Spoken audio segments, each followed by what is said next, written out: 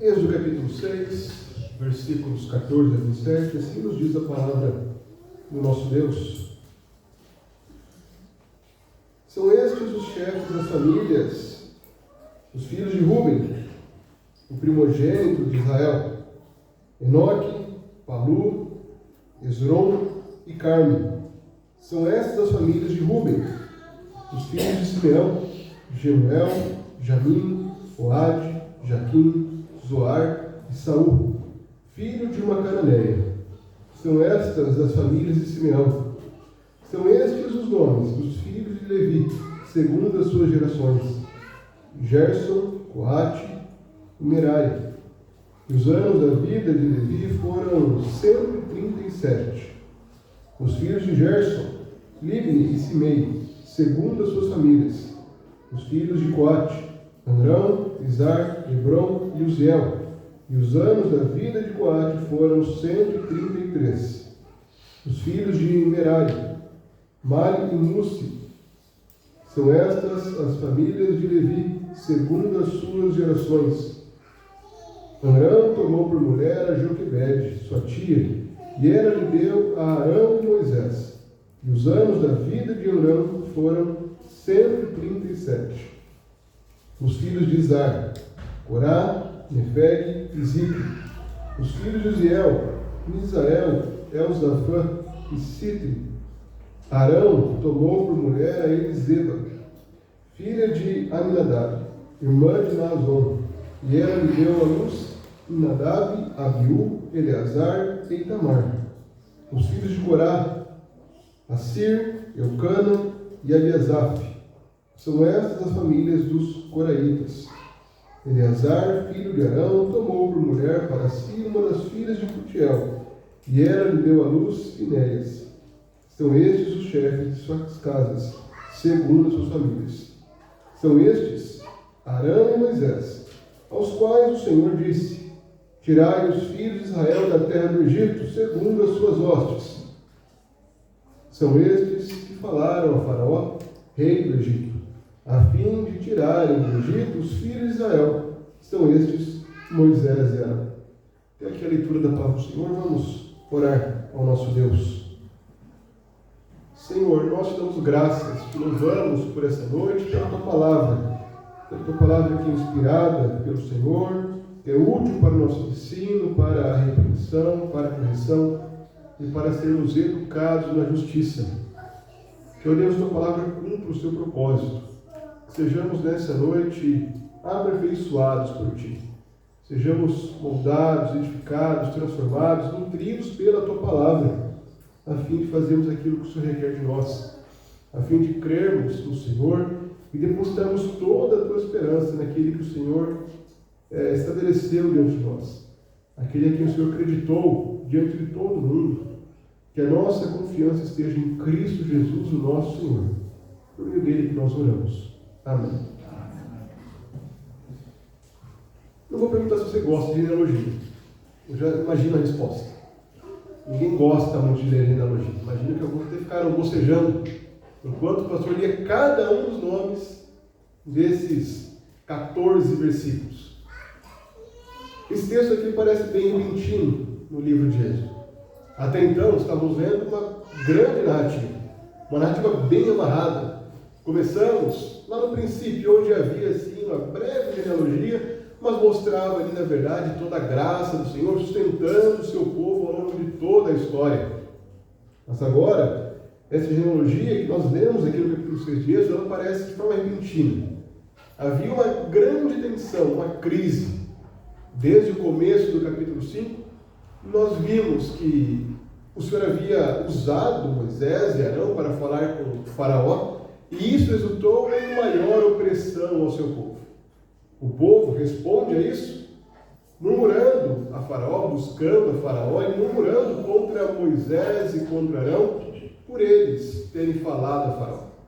Chegaram a pedir que o Senhor julgasse a eles, os punisse por conta dessa ousadia de falar a Faraó e aumentar a opressão contra eles. Moisés respondeu ao povo, não diretamente, mas buscando ao Senhor. Ele busca o Senhor e questiona a Deus, por que o Senhor enviou? Eu disse que não daria certo vir até aqui porque eu vim até aqui, Senhor. E o Senhor responde a Moisés se revelando. Como vimos no último domingo, Deus aponta para si como o Senhor. Eu sou o Senhor. A expressão que mais se repete entre os versículos 2 a 13. Eu sou o Senhor. Eu sou o Deus que se revelou aos patriarcas com tudo poderoso. Eu sou o Senhor que se lembrou da aliança e que agora vai cumpri-la. Eu sou o Deus que faz uma série de promessas. Eu vou tirá-los de debaixo das cargas do Egito, vou livrá-los da servidão, vou resgatá-los, vou tomá-los como meu povo. Eu serei o Deus de vocês. Vocês saberão que eu sou o Senhor. O Senhor faz uma série de promessas. Mas como Moisés reage às promessas? Moisés novamente aponta para a sua debilidade, para a sua falta de habilidade. Senhor, eu não sei falar. Não adianta ir falar com o faraó, eu não sei me comunicar, eu não sei como ter bom êxito na missão, eu não sou um bom orador. E de repente, após essa fala, é dito apenas que o Senhor repete, que eles vão até faraó, o rei do Egito. E ali, logo em seguida desse texto, aparece essa genealogia que nós lemos. Então há um motivo por que ela está aqui. Há uma razão para essa genealogia aparecer, não é algo repentino. O motivo principal é que essa genealogia é centrada não em Moisés. Ela está circulando Arão, o seu irmão. Se Moisés havia acabado de dizer ao Senhor que ele não poderia falar, Deus agora está mostrando novamente que ele proveu a Moisés. Há alguém que vai agir ao lado de Moisés e vai auxiliá-lo na missão. Arão, que é o grande centro dessa genealogia, será o condutor de Moisés na missão. Será a graça que o Senhor concedeu a ele, o auxiliador que ele precisava para cumprir a sua missão sem temores. Ao mesmo tempo, essa genealogia servia para o povo no deserto se lembrar de que Deus tinha um propósito. E ainda faltava uma peça para que esse propósito tivesse êxito. Qual era o propósito de Deus com o êxito? Por que o Senhor estava agindo no Egito? O que o Senhor havia declarado a Faraó? O Senhor queria tirar o seu povo do Egito, é verdade. Mas vimos que não era apenas isso. O Senhor queria tirar o povo debaixo das cargas do Egito, livrá-lo da servidão, resgatá-lo com o braço estendido, mas era um propósito maior. O Senhor queria tomá-los como seu povo. Ele queria ser o Deus daquele povo. Ele queria se relacionar com o seu povo. Queria ser cultuado, adorado por esse povo. E como é possível que esse povo adore a um Deus que é santo?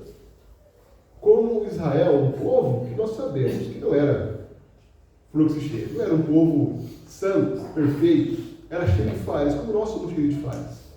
Como esse povo falho, pecador, poderia se relacionar com esse Deus santo? A única maneira era por meio de um mediador. Era necessário que alguém se colocasse entre Deus e o seu povo.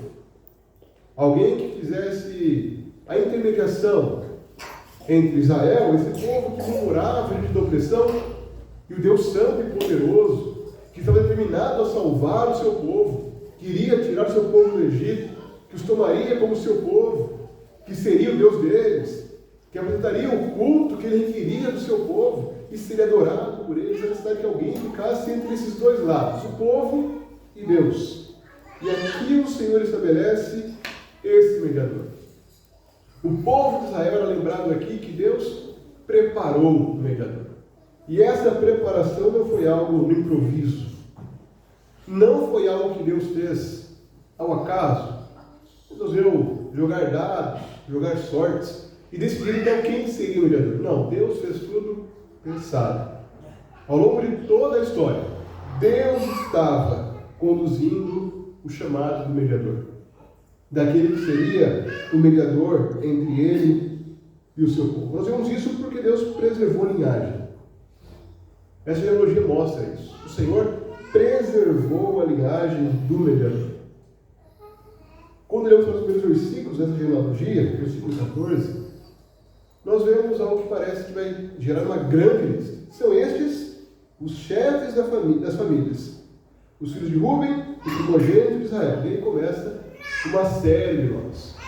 Essa mesma expressão, essa mesma sequência aparece lá em Gênesis, capítulo 46, versículos 9 a 10. Se voltássemos apenas algumas páginas da Bíblia, nós veríamos uma genealogia bem parecida. Lá Moisés, também escrevendo Gênesis, apresenta os filhos de Israel que desceram ao Egito. Começa por Rubem, o primogênito de Israel. E os filhos são Enoque, Palu, Esrom e Carme. Em seguida, ele cita os filhos de Simeão, Jemuel, Jamim, Oade, Jaquim, Zofar e Saul, filho de uma cananeia. E essas são as famílias de Simeão. O que parece aqui, irmãos, que começará uma grande lista, mas vejam que nesses dois primeiros nomes, entre o primogênito e o segundo, Moisés estabelece apenas uma pequena linhagem. Ele cita praticamente a mesma linha que foi citada lá em Gênesis 46, não estende essa história. Ele resume aqueles que desceram para o Egito. Mas, no versículo 16, ele avança quando fala sobre os filhos de Levi. Estes são os nomes dos filhos de Levi. Uma pequena mudança que mostra que esse será o foco, segundo suas gerações. Começa Gerson, Coate, Merari, Merari, e os anos da vida de Levi foram 137. Começa, então, em seguida, desmontando toda a linha. Os filhos de Gerson, os filhos de Coate, e começa a aprofundar. Nos filhos de Coate, ele vai um pouco mais fundo e apresenta depois também Arão, na verdade, que seria o pai de Moisés e Arão. Então, o Senhor está mostrando o foco dele. Qual é o foco do Senhor? O foco do Senhor é justamente os levitas, em especial a família de Coate. É dele que virá Arão e Moisés posteriormente. E também vale uma pequena nota nesse ponto da genealogia, para percebermos que as genealogias bíblicas, elas nem sempre falam o nome de todo mundo. Na verdade, elas são bem seletivas. Por exemplo, quando nós olhamos para esse retrato de Coate, que depois gera filhos, Amrão, Axar, Hebron e Uziel, e Arão, que vai gerar então Arão e a Moisés, se essa genealogia fosse linear, se nenhuma geração fosse desprezada, se ninguém fosse pulado, nós teríamos que assumir que Coate, o filho de Levi, ele era avô de Moisés e Arão. Algo que é muito difícil. É possível, mas é muito difícil. Afinal de contas, o espaço entre a descida do povo, dos filhos de Jacó, até o Egito e o Êxodo é um período de 430 anos. Imaginem nós, claro que a diferença entre nossa geração e deles é muito grande, eles viviam 130 anos, mas ainda assim convenhamos que se nosso avô vivesse 400 anos antes de nós, seria algo bem estranho. Então é possível que houve um salto, que Moisés aqui foi bem seletivo.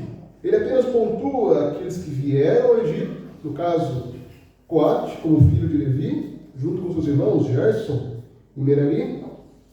Em seguida ele apresenta então Amrão, Izar e Hebron, aquela linha que antecedeu a Moisés e Arão. Ele apresenta o filho de Levi, Coate, e os pais, o pai e os tios de Arão e Moisés. Ele resume essa linha para mostrar que Arão e Moisés eram descendentes diretos de Levi.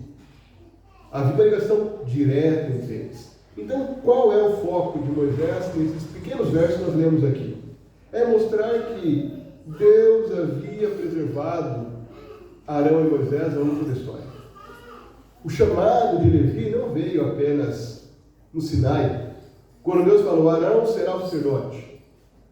Desde o princípio, quando Deus viu Levi, o terceiro filho de Lia e Jacó, o filho que foi rejeitado, assim como Rubem e Simeão foram rejeitados, o filho que foi usado pela mãe, por Lia, para de novo tentar ganhar o amor do marido e fracassou de novo nisso, esse filho era o filho que Deus havia chamado para ser a linhagem sacerdotal. Deus não foi pego de surpresa. Ele não improvisou um sacerdote aleatório para que pudesse mediar entre ele e o seu povo. Desde o princípio ele havia estabelecido. E é a mesma lembrança que nós temos quando olhamos para o Novo Testamento e vemos a Cristo. Como começa o Evangelho de Mateus, começa com uma genealogia também, enxuta, mas que mostra que desde o princípio Deus havia chamado o mediador. Esse mediador vinha para cumprir justamente as promessas feitas a Abraão, a Isaac e Jacó. Era ele o filho de Davi, prometido na aliança com Davi. Era ele o profeta que era guardado desde o Deuteronômio, quando Moisés professou que viria um profeta maior do que ele. Ele era o cumprimento de todo o Antigo Testamento. E como se eu prova isso? Com genealogia, com nomes. Irmãos, genealogias são importantes. Eu sei, muitas vezes são enfadões, a gente cansa de ler muitos nomes. Nenhum pai, nenhuma mãe quer colocar esse nome geralmente no seu filho.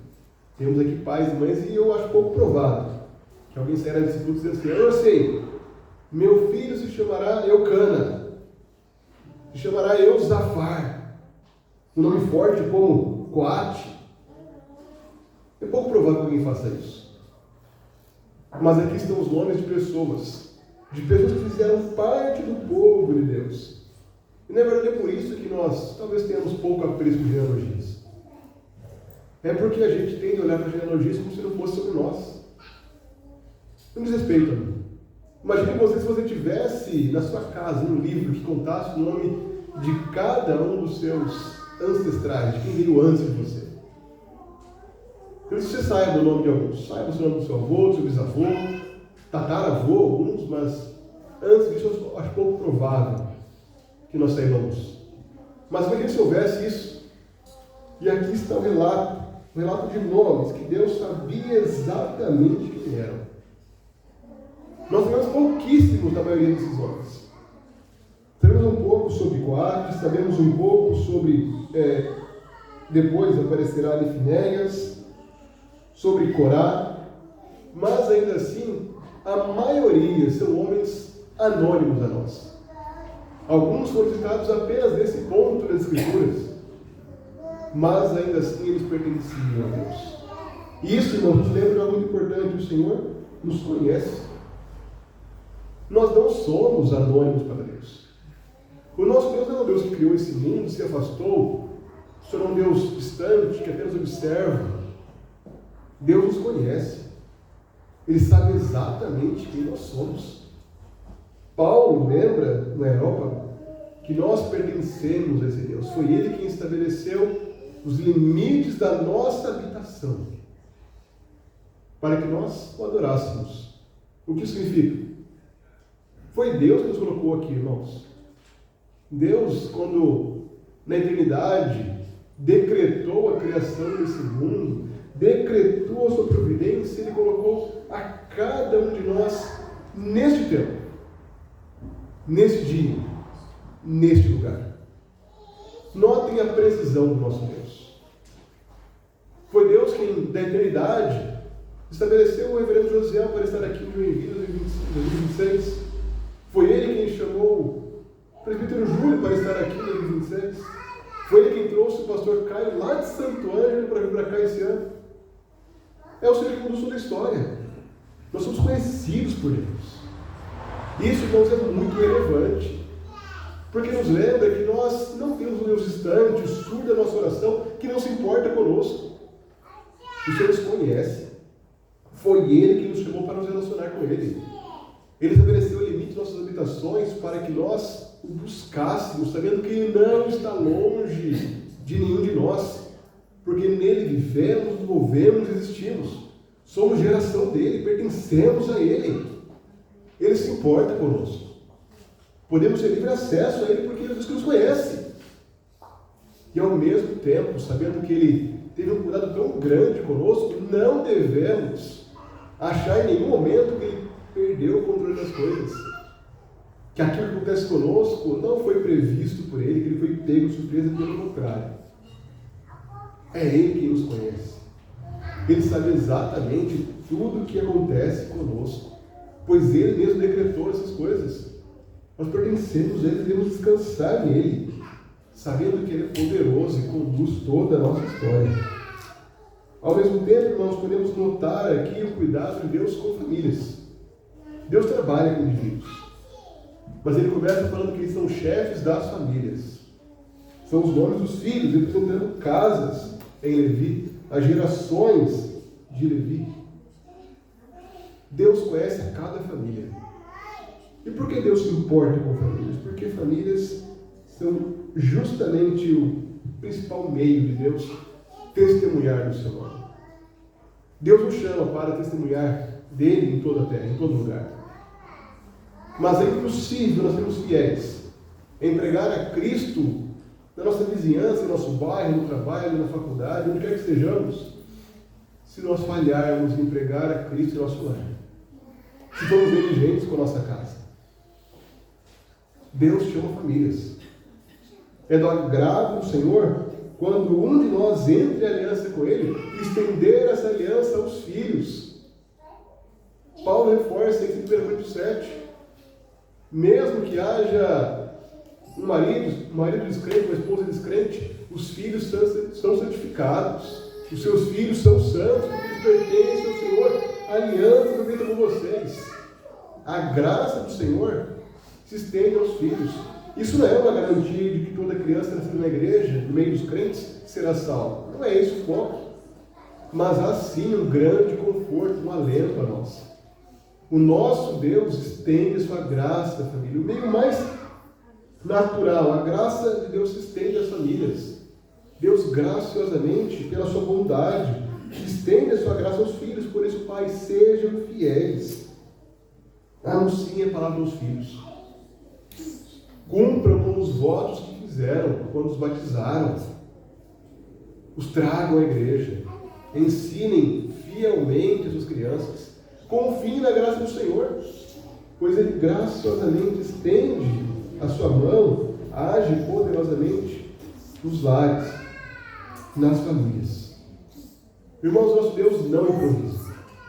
Vimos que desde o princípio Ele já havia preservado a linhagem do mediador. E vimos que a prova principal disso é o que Ele faz em Cristo. Ele preservou desde o princípio a linhagem da vida do mediador. Deus escolheu a família de Abraão. E é de lá que o Senhor traria o mediador. E ao longo de toda a história, Ele preservou esta casa para a glória do nome dEle. Em Cristo nós temos a garantia de que o nosso Deus nos preserva. Preserva a nossa casa para a glória do nome dEle. O Senhor preservou o mediador e estabeleceu a Cristo como nosso mediador. Cristo é o nosso libertador, que é justamente o cumprimento de Moisés. Cristo é o nosso sacerdote, que veio para cumprir a função que Arão não pôde fazer com perfeição. E o Senhor, além de preservar essa linhagem, Ele estabelece esse sacerdote. Ele não apenas preservou o mediador, Ele também estabeleceu esse sacerdote, estabeleceu esse mediador. É o que aparece na parte finalzinha da genealogia, versículos 21 a 25. Arão então toma por mulher Joquebede, tem seus filhos. Em seguida, o autor volta aqui para as gerações anteriores. Fala de Isaac, de Uziel, dos primos de Moisés e Arão, dos filhos, dos tios de Moisés e Arão. E Arão tomou por mulher a Eliseba, filha de Aminadab, irmã de Nazon, e ela lhe deu a luz Nadab, Abiú, Eleazar e Itamar. Aqui está um detalhe que é importante. Nós sabemos muito bem quem é Nadab e Abiú. O livro de Êxodo foi concluído antes de Levítico. Mas logo no início de Levítico nós vemos a história de Nadab e Abiú. De dois sacerdotes recém-ordenados que foram oferecer fogo estranho ao Senhor e foram fulminados por Deus.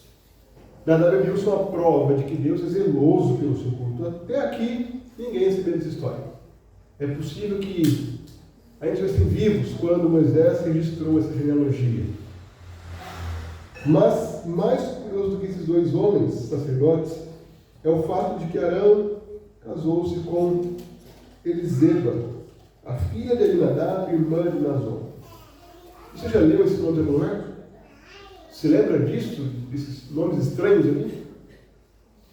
A gente geralmente presta atenção em genealogia, a gente não compara uma com a outra. Mas essa mesma linhagem aparece em outras duas genealogias. aparece em Ruth, capítulo 4, lá no versículo de número 18 a 20, e aparece também lá em 2 Crônicas, em 1 Crônicas, capítulo 2, versículos 10 e 11. Os mesmos nomes. Aminadab, o pai de Naasson. E de quem eles eram ancestrais? Quem viria após Aminadab e Naasson? Viria justamente aqueles que seriam os pais, avós, os pais e avós de Davi, o rei de Israel. Então, o que há de relevante dessa genealogia que Moisés relata a nós? Irmãos, ali está justamente Arão, o sacerdote, casando-se com Eliseba, a filha de Aminadab, irmã de Naasson. Aqueles que seriam os patriarcas do rei Davi. Há uma junção entre duas linhagens, a linhagem sacerdotal e a linhagem real, que viria a ser a linhagem real. Irmãos, vejam o cuidado de Deus na história. Ele une justamente aquilo que ele faria no futuro. Em uma genealogia nós vemos aquilo que o autor de Hebreus destaca a nós. Nós temos não somente sacerdote, não somente um rei, mas nós temos um rei que é sacerdote. Jesus Cristo é sacerdote segundo a ordem de Melquisedeque, o rei de Salém, o rei de paz, o rei de justiça, como o nome dele proclama. Nessa pequena genealogia, nesse pequeno detalhe, nós vemos algo que Deus faria no futuro. A união do sacerdócio com a realeza. O rei que também é habilitado por Deus para interceder pelo seu povo. O sacerdote que é poderoso na batalha e triunfa contra os inimigos do seu povo. O rei que conduz com mão poderosa, sendo o próprio Deus no campo de batalha, não apenas intercede, mas luta pelo seu povo. E o rei que intercede pelo seu povo ao mesmo tempo em que está lutando por ele. Cristo, meus irmãos, é o rei perfeito, é o sacerdote perfeito. Moisés age nessa história do Êxodo, como sabemos, como libertador, como aquele que fala em nome de Deus, como aquele que futuramente vai ser a mão de Deus atuando no Egito, lutando contra todos os deuses de Faraó. Arão é aquele que intercede pelo povo, que fará mediação durante o deserto. Mas há alguém que é superior a Moisés e Arão. Cristo, o profeta perfeito, é aquele que proclama a palavra de Deus. Enquanto Moisés, como vimos algumas vezes, temia, não confiava em Deus, Cristo sempre confiou no Pai. O autor de Hebreus registra as palavras que diz: aqui estou. No livro está escrito a meu respeito para fazer a tua vontade. Estou aqui para fazer a tua vontade, ó Deus. Envia-me a mim. Enquanto Arão também falhou, procurando glória para si junto com Miriam, o nosso sacerdote foi perfeito. Ele foi fiel a Deus. Foi fiel ao Pai em perfeição. Foi sem nenhuma mácula. Ofereceu sacrifício que nenhum sacerdote poderia oferecer. Arão, antes de agir em favor do povo, precisava agir em favor de si mesmo. Oferecer sacrifício por si. Mas Cristo jamais precisou ser purificado por sacrifícios. Ele já era perfeito, já era santo por si só. E Deus o exaltou sobremaneira. Ele é o nosso rei. Ele é o sacerdote estabelecido por Deus. Então, o que nós devemos aprender com essa antecipação da obra de Cristo? Aprendemos a andar humildemente com o nosso Deus. Irmãos, um detalhe tão irrelevante quando nós lemos rapidamente as analogias, nós vemos como Deus havia desde o princípio antecipado o rei sacerdote, o rei que governa e ao mesmo tempo intercede pelo seu povo, o sacerdote que intercede pelo seu povo e ao mesmo tempo exerce o Cristo real. Irmãos, nós não entendemos como Deus age, mas Deus age conosco para cumprir seus propósitos redentores. Talvez nós duvidemos quando nos encontramos em situações difíceis, quando estamos em lugares que nós não queríamos estar, quando somos apertados por situações que fogem do nosso controle, talvez a gente não entenda o que Deus está fazendo. mas não convide a sabedoria de Deus. Deus dirige a nossa vida visando o seu propósito redentor. Às vezes, Deus nos coloca em lugares que a gente não quer estar. E Ele faz isso para que nós cumpramos a sua vontade, para que alcancemos aquilo que Ele quer alcançar. Às vezes, Deus nos coloca em situações constrangedoras, difíceis, em problemas que a gente não queria enfrentar, mas Ele faz isso para que Ele cumpra em nós o seu propósito redentor, para sermos santificados, sermos conformados a Cristo. Nós podemos não entender, talvez não havia nada demais em Arão casando-se com Eliseu, mas Deus estava conduzindo a história. Somos chamados a andar humildemente com o Senhor. Israel não poderia, além disso, Israel também não poderia ser tirado do Egito e deixado sem ninguém para mediá-lo. Como vimos, o Senhor queria tirar esse povo do Egito, mas também queria que o adorassem. E Ele levantou os sacerdotes. Inclusive, a linhagem termina justamente em Finéias, no versículo 25. Finéias seria o sucessor de Arão.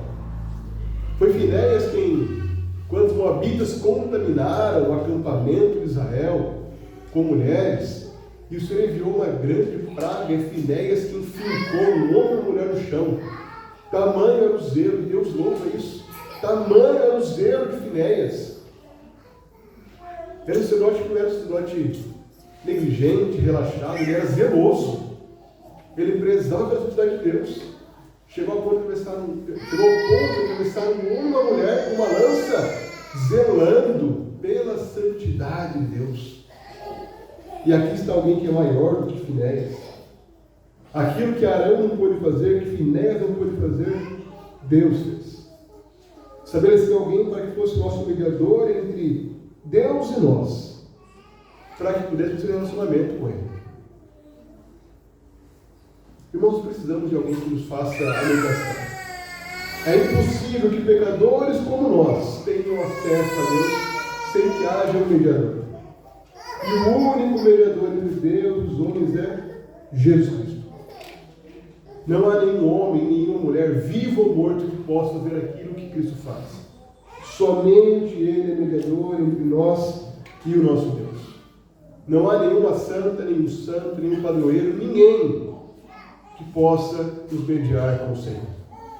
Ele é o mediador perfeito, o sacerdote estabelecido por Deus e que age em nosso favor. Por fim, Deus preservou essa linhagem, Deus estabeleceu o sacerdote, Deus confirmou esse mediador.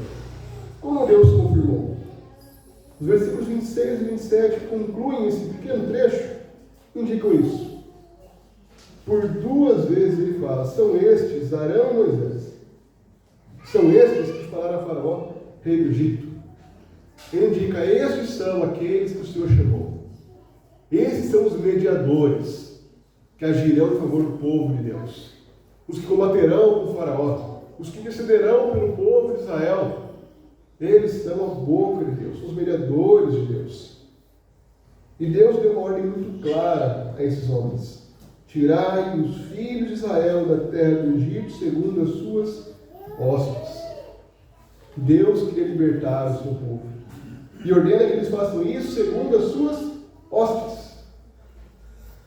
Não parece muito claro para nós, mas a ideia aqui é que tirem o povo de Israel do Egito segundo os seus exércitos, segundo os seus batalhões, segundo suas guarnições.